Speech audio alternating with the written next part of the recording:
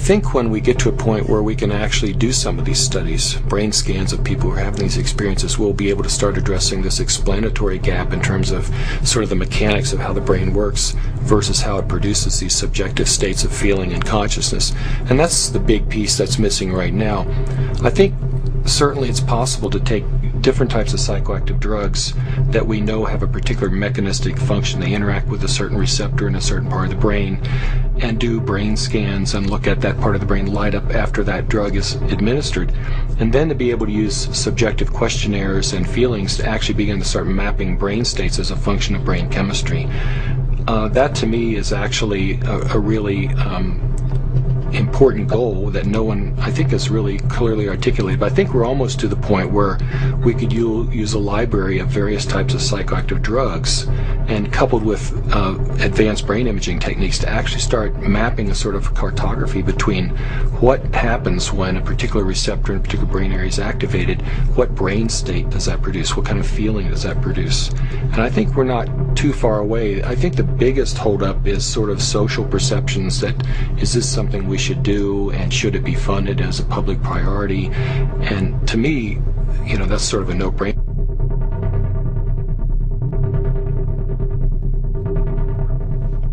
You know, I'm a physician, and I find that for the serious public health issues of our time, that we're impotent. Our medicines are impotent. And with ayahuasca, I had discovered for the first time a medicine worthy of its name. Capital M medicine. And as you know, ayahuasca is considered the medicine by many of the indigenous peoples of the South American Amazonian basin because of its profound ability to transform.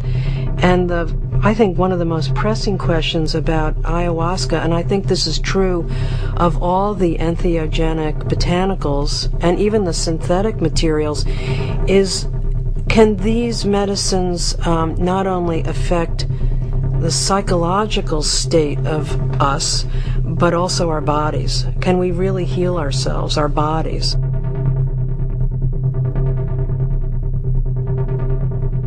It was such a profound experience to have been out there in deep space, and I'm not the kind of person that would have expected this kind of experience. I mean, I would have expected, if someone were to tell me you're going to take this drug that's going to launch your consciousness, I would have expected that I would see angels and fairies and not alien life forms. I have no interest in that. That's not part of, you know, I've never liked science fiction. I've never been into any of those kinds of things. It's not part of any sphere of interest. But to be out there with these other life forms, this greater intelligence,